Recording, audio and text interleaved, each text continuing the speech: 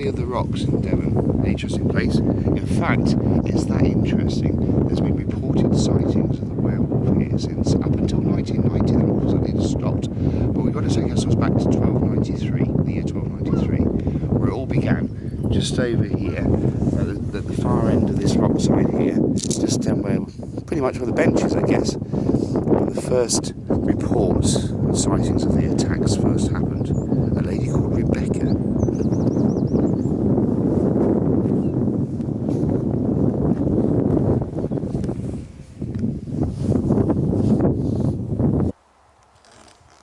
Great, so we're at Valley of the Rocks. Now, I'm speaking at quite a low breath because there's so many people around, and to be honest, I don't want them to know unless they really are looking to find this sort of information out, that they should really know about it.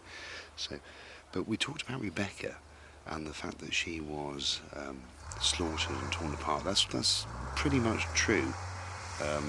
It's obviously a very popular spot here with the noise and things, but, and she was, because on this particular part here is where the main, you can imagine, just pan round to there, you can get the main part of the rock formation there, and then you've got the main area here, which would have been the altar area.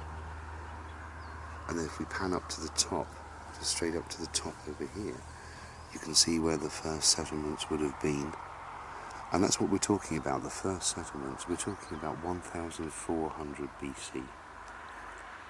Is when the first main settlements were here. Bring it forward in years, we come to 153 BC, where the kings of Ireland first set shore upon this particular area. So when people say about the Valley of the Rocks, they're really looking at for more of a natural occurrence. This is far removed from being a natural occurrence, as it were. This has been here for thousands and thousands of years.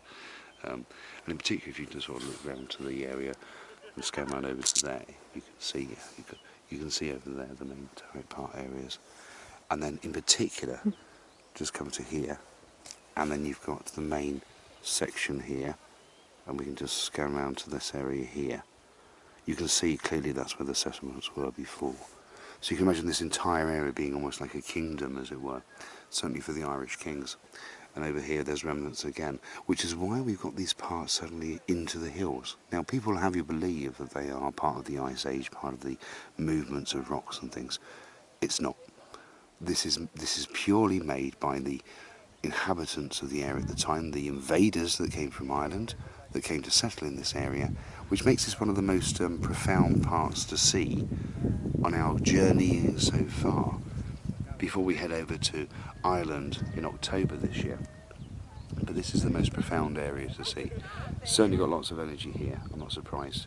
And that brings us into the stories of the werewolf and Rebecca and the torn parts. Now we know that the stories of the werewolf stopped in 1990.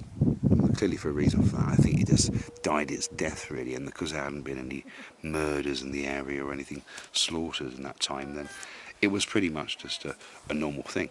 You know, it was, oh, it's just rocks, there's nothing more to talk about really at the end of the day. But when we talk about the main things, you can see there's a lot of people around here. When we talk about the main things, look at Queen Victoria. We've got her dress at Honiton, we've got her lace at Honiton. Queen Victoria is very much into the area as well. And that's quite important to look at if you're ever doing research on the how Queen Victoria is tied into the Irish kings through the lineage and how it comes through to that point in time. So Valley of the Rocks, really important place to be at, very profound, and anyone that comes here I'm sure will tell you that they're almost drawn to the place for a multitude of reasons.